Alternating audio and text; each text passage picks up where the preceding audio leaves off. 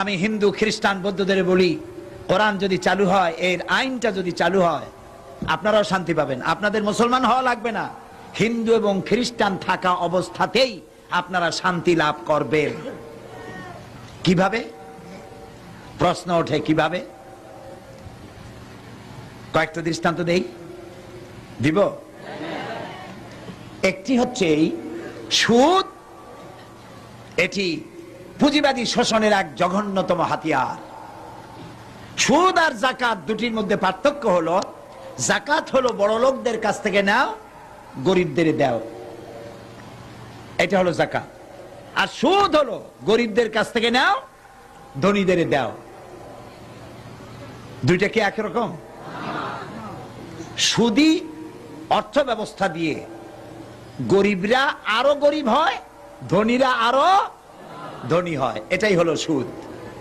এখন আল্লাহ কি বলছেন? আল্লাহ তাআলা বলছেন